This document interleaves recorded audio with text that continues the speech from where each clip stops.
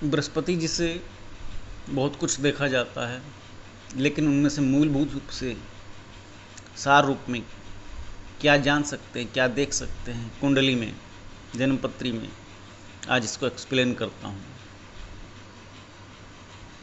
जीवन में जब कुंडली देखी जाती है,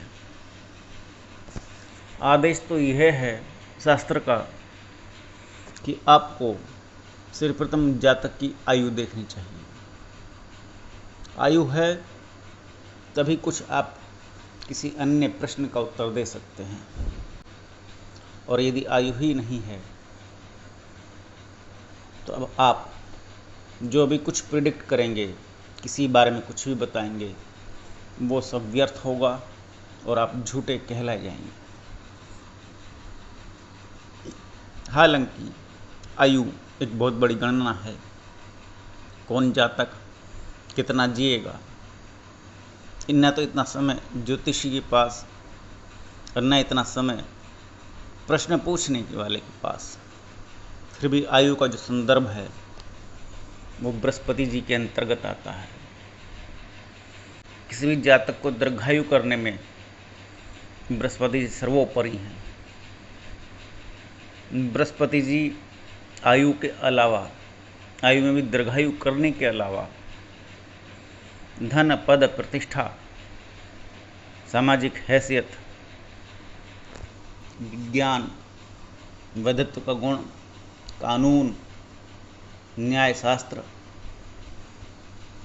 दर्शन शास्त्र, दर्शन में भी तार्किकता और बहुत कुछ, जीवन में जो भौतिक सुख प्राप्त होते हैं, जिनसे आपका संसार चलता है, वो सब बृहस्पति जी के अधिकार क्षेत्र में आते हैं। लेकिन बृहस्पति जी और शुक्राचार्य जी में थोड़ा सा यहाँ अंतर आ जाता है।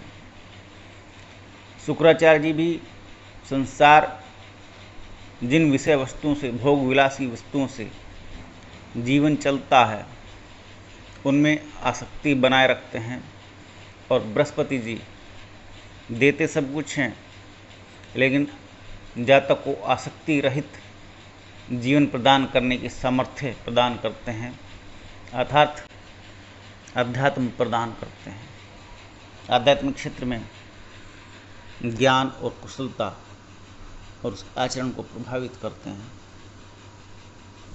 किसी भी मनुष्य का अगर आध्यात्मिक रूप से आचरण शुद्ध है, वैदिक शास्त्र के अनुसार वो दिनचर्या का पालन करता है, तो निश्चित रूप से बृहस्पति जी कुछ विशेष अवस्था में होंगे। जिनकी कुंडली में, जिनकी जन्मपत्री में बृहस्पति जी अशुभ अवस्था में होते हैं, अर्थात नीचस्थ हों या शत्रु राशिवत हों, वो लोग भगवान की खिल्ली उड़ाने वाले, भगवान को तर्कों के आधार पर तोलने वाले और आचरण में असभ्यता, प्रभु के प्रति, अथवा दूसरे शब्दों में कहें तो लाइफ स्टाइल में गड़बड़, इस तरह का वो आचरण प्रस्तुत करते हैं। बृहस्पति जी अगर उच्च अवस्था में हो और अच्छी अवस्था में हो,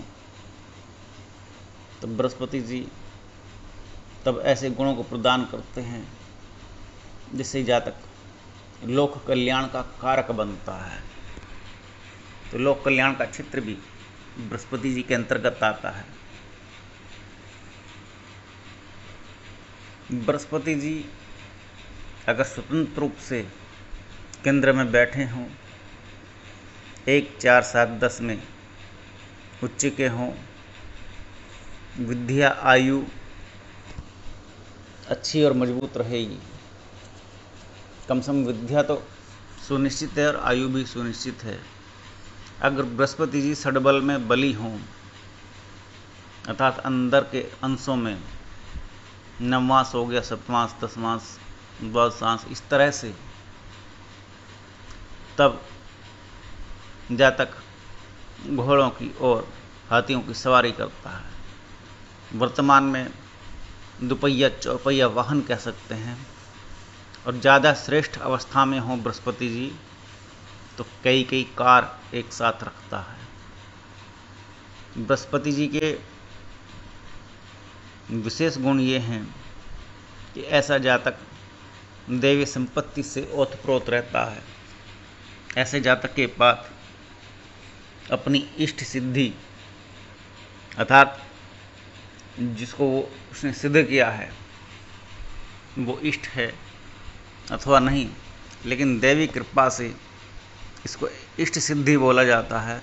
और इष्ट सिद्धि ऐसे जातक को प्राप्त होती है, और इष्ट सिद्धि का तात्पर्य ये है जातक जैसा सोचता है वैसा प्राप्त करता है, जैसा लाभ जीवन में चाहता है वैसा प्राप्त करता है।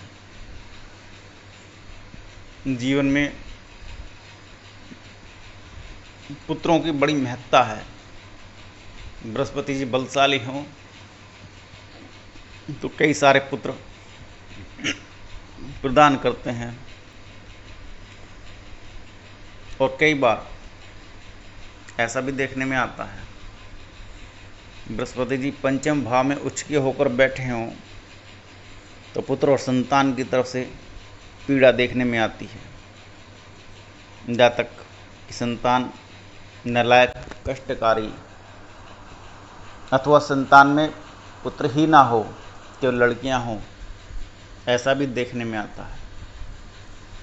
एक बृहस्पति जी का सिद्धांत है, बृहस्पति जी के विषय में कहा गया है, हालांकि मैं सिद्धांत से सहमत नहीं हूँ, कि बृहस्पति जी जहाँ बैठते हैं वहाँ हानि, और जहाँ दृष्टि प्रदान करते हैं, दृष्टि डालते हैं, वो लाभ।